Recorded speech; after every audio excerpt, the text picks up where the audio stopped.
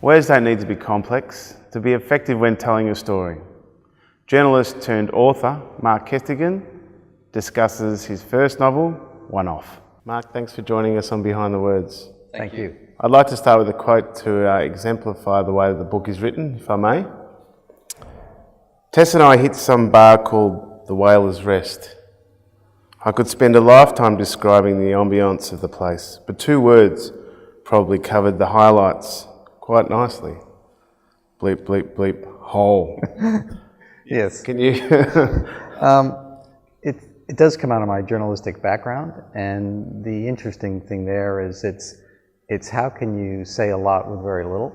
And description's nice, and I do enjoy good descriptive phrases, but sometimes it's good to just boil it right down, and I think the reader hopefully gets the message. Don't beat around the bush. That's it. That's it. That's it. Very good. What drew you to writing in this humorous but yet berating way?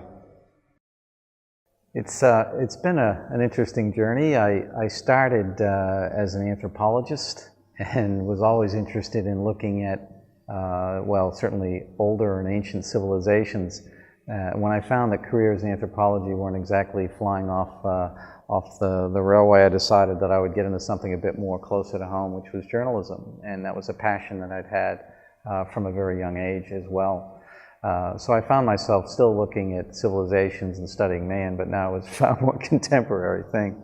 I was very fortunate too in that I worked for some very, let's say, colorful newspapers, both in the Midwest or Mideast and Indiana, a little bit in Ohio, before moving back to my native New England, so closer to Connecticut and Massachusetts.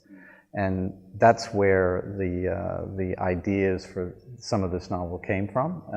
They were the sorts of characters that I ran across, the one-off sort of characters that I think we all meet, but when you start putting them together in a way that hopefully fits the story, it does create interwoves a neat fabric of ideas and concepts. The way Howard and the rest of the record practice journalism is with an exaggerated sort of madness. Can you talk about that a bit? Is it similar to the way that, you know, most, I guess, journalistic houses operate in a frantic sort of a pace? You see it on the movies all the time, and they portray a sort of, you know, go hard, play hard sort of scenario. In terms of the newspapers, yeah, I was very fortunate. I worked in some fairly atypical, but maybe then to quite normal newspapers. I mean, it is an unusual profession in that every day you've got this deadline that's looming. And you walk in with a blank sheet of paper often, and by the end of the day you're cranking out 1 or 2, maybe 3 stories, depending on what sort of a newspaper you work at. And you just find these people who come there, they have very unusual attitudes and incredible drives to want to do things, but they are unique characters, they are unique creatures in my experience, and I've done a lot of different jobs over the year, but never anything quite to match that. And I was fortunate enough in my newspaper career to work at one of the then last remaining competitive newspaper cities. It happened to be a place called Cincinnati, Ohio. Jerry Springer was the mayor, if you can believe that. He was the mayor at the time I was there. It's also the home of Steven Spielberg, and beyond that, Cincinnati isn't known for a heck of a lot. But it was an interesting place, so I worked for an afternoon daily, and so every morning we woke up and the competition was in your face, and the boss is saying, "How come you didn't get that story?"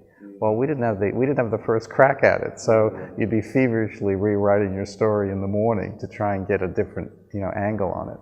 When I moved back to New England, I was working for one of the oldest family-run papers. It had been in the same 2 families for a couple hundred years, and that was a fascinating environment. And that's where I met so many different characters who I couldn't begin to portray in my novel. They just defy description. But it was a great background for meeting not only interesting characters, but then interesting stories. And some of those stories come through in the novel, but most of them are not. Most of them are made up. You do have a bit of the Spielberg about you, if I may say so. That's the Armenian side.